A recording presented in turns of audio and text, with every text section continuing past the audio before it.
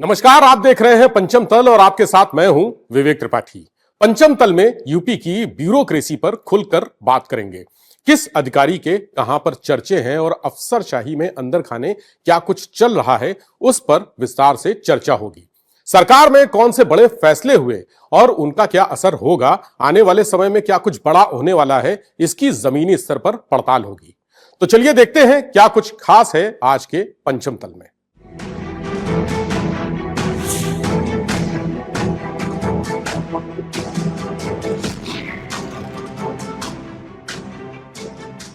अब बात सीएम योगी और पीएम मोदी के लड्डू और हलवे की।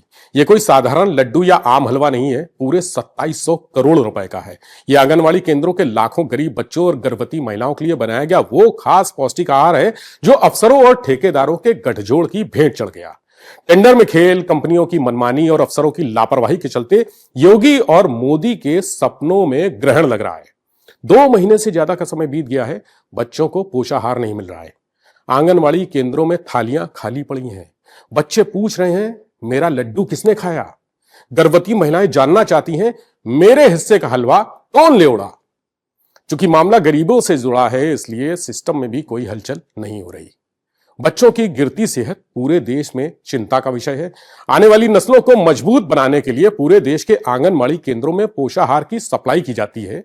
पोषाहार सप्लाई का भुगतान केंद्र और राज्य सरकारें मिलकर करती हैं, यानी आधा आधा। यूपी में यह काम बाल विकास सेवा एवं पुष्टाहार विभाग करता है।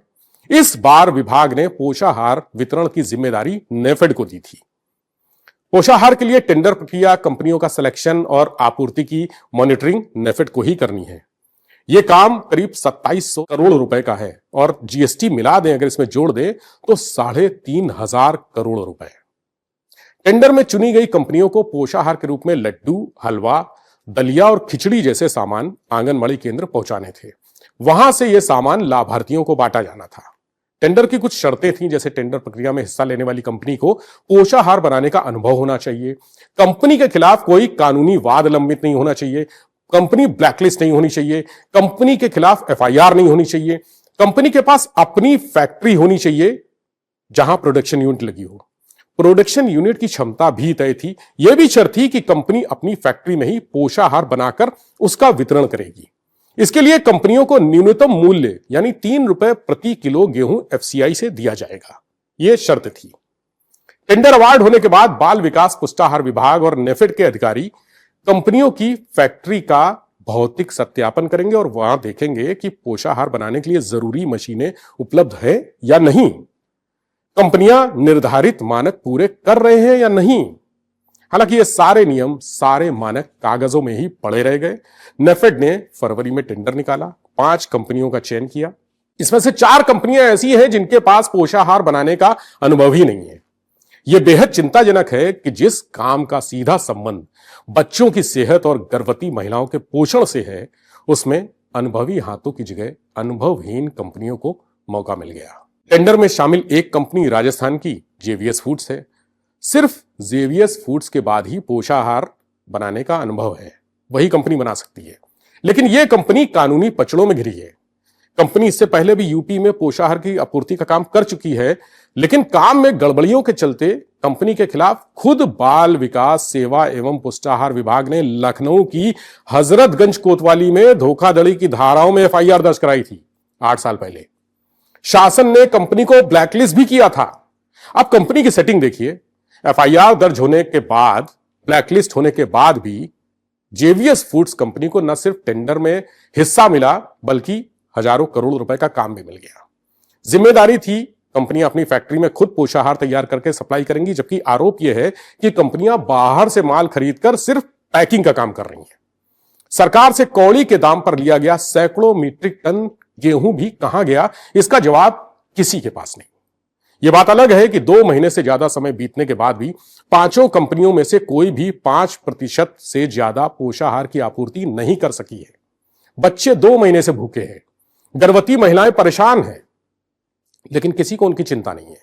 चिंता इस बात की हो रही है कि जेवीएस फूड्स को कानूनी घेरे से कैसे बाहर निकाला जाए, उसकी एफआईआर कैसे वापस ली जाए, ब्लैक लिस्टिंग कैसे खत्म की जाए। नेफेड ने शर्तों की धज्जियां उड़ाकर टेंडर बांटा और शासन के अफसर आंखें मूंद कर बैठे रहे। यही नहीं, जेवीएस फूड्स को राहत दिलाने के लिए पूरी जमीन भी तैयार कर ली गई। कंपनी की जांच कर रही थी ईओडब्ल्यू। 8 साल पहले एफआईआर दर्ज होने के बाद ईओडब्ल्यू ने दावा किया था कि गड़बड़ियों और घोटालों के साक्ष्य मिले हैं। कुछ दिन पहले ही ईओडब्ल्यू के अफसर अपने बयान से पलट गए, शासन को लिख कर दे दिया कि कोई भी मौखिक या दस्तावेजी सबूत नहीं मिला है, इसलिए केस में फाइनल रिपोर्ट लगा दी जाए। अब शासन में बैठे अफसरों की मंशा भी शायद यही थी। एफआईआर रद्द करने के लिए तुरंत फाइल चला दी गई। हालांकि भाजपा के एमएलसी और सपा के सांसद ने योगी जी से लेकर मोदी जी तक चिट्ठियां लिखकर हड़कंप मचा दिया। माननीय ने अपनी चिट्ठी में दावा किया है कि 2 महीने में सिर्फ 5% आंगनवाड़ी केंद्रों में ही पोषाहार बढ़ सका है। माननीयों ने नेफेड की भूमिका को कटघरे में खड़ा किया है। टेंडर कार्टेलाइजेशन का भी गंभीर आरोप लगाया है। राजनीतिक गलियारों में भी इस मामले को लेकर हलचल तेज हो गई है। आरोप लग रहे हैं कि टेंडर प्रक्रिया में कहीं ना कहीं ऐसा खेल हुआ है जिसका खामियाजा सीधे गरीब बच्चों और गर्भवती महिलाओं को भुगतना पड़ रहा है। फिलहाल निगाहें सरकार पर हैं। सवाल यह है कि क्या गरीब बच्चों और गर्भवती महिलाओं के निवाले से जुड़े इस मामले में जिम्मेदारी तय होगी?